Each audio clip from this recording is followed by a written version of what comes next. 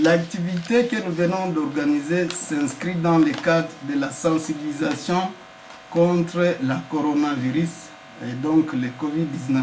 Comme vous le savez, cette pandémie est en train de faire des rages dans le monde entier et même dans notre pays. Et il y a eu des cas qui ont été enregistrés ici à Goma. Et notre cible, les personnes handicapées, ne sont pas en reste. C'est-à-dire, ce sont des personnes qui sont aussi vraiment exposées à cette pandémie. Et nous avons, dans le cadre de cette activité, estimé qu'il était important de mener une sensibilisation soutenue pour le compte de ces personnes-là. Mais surtout pour les enfants handicapés. Parce que les enfants handicapés sont toujours les plus vulnérables. Et face à cette pandémie, parce que ce sont ces enfants-là, on doit toujours les transporter.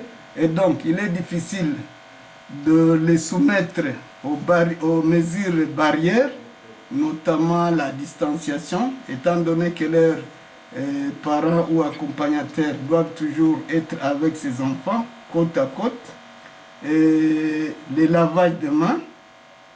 Mais bon, c'est des fois des enfants grabataires qui n'ont pas à tout moment l'occasion de se laver les mains. Vous avez vu parmi ces enfants, il y a des sourds-muets, il y a des aveugles, il y a des albinos et il y a des handicapés physiques. Et donc, tous ces enfants-là, dans leur famille, sont tellement exposés. Et c'est pourquoi nous avons pensé mener cette sensibilisation sur cette pandémie pour ces familles et leurs enfants. C'est vrai, on n'a pas pu atteindre tous les enfants parce que aussi les moyens ou les kits que nous devrions leur distribuer n'étaient pas suffisants. C'est pourquoi nous avons juste pris un échantillon de familles, 25 familles. Et pour les 25 familles, on a prévu un kit hygiénique pour essayer de respecter les mesures barrières. Vous avez vu, nous avons prévu un seau avec un appui. Nous avons prévu un savon liquide. On a prévu aussi un savon Omo. Ça, c'est pour les kits hygiéniques. Mais quand nous avions fait le tour dans ces familles, nous avons trouvé aussi que ces familles étaient exposées à la famine suite au confinement. Depuis le 18 mars, la plupart des parents ont des problèmes de ration alimentaire. C'est pourquoi vous avez vu, on a prévu aussi une ration alimentaire pour ces familles.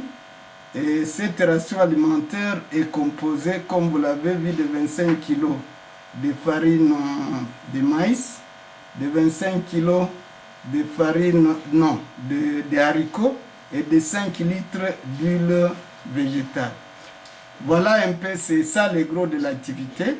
Vous avez vu comment nous avons montré aux familles comment on doit se laver les mains, comment on doit respecter la distanciation de 1 mètre, mais également on a distribué à la fin de cette sensibilisation des cache-nez. Et ces cache-nez, on en a aussi prévu pour le nombre de personnes que nous avons identifiées dans chaque famille d'enfants handicapés. L'exigence, c'était d'abord que la famille ait un enfant handicapé et que la famille soit très vulnérable. Parce que, au fait, ce sont les familles que nous avons pu atteindre, bien que d'autres familles, c'est vrai, elles sont nombreuses à Goma qui sont dans la difficulté, dans la même difficulté. Mais étant donné que nous ne pouvions pas satisfaire tout le monde, on a pu atteindre les familles en fonction des moyens qui étaient à notre disposition. Nous avons prévu 25 familles dans l'ensemble, comme vous le voyez là-bas, 25 familles d'enfants handicapés, parce qu'on a pris par catégorie d'handicap 5 enfants, 6 enfants handicapés physiques, 5 enfants albinos, 4 enfants sourds-muets, 4 enfants aveugles, mais on a pris aussi des familles de personnes handicapées Parce que parmi ces personnes handicapées, notamment les paraplégiques, vous les avez vus là-bas, ce sont des handicapés qui souffrent beaucoup. On en a déjà perdu 2 qui sont mortes, des paraplégiques qui sont morts parce qu'ils souffraient de la famine pendant cette période de la pandémie de la coronavirus. C'est pourquoi on a estimé prendre aussi des familles de paraplégiques pour bénéficier de ces kits et de cette ration alimentaire. Auparavant, nous avions fait des tours dans les familles et on a parlé aux parents et aux enfants, aux parents surtout, pour qu'ils respectent les mesures barrières par rapport aux sensibilisations qui étaient généralement faites.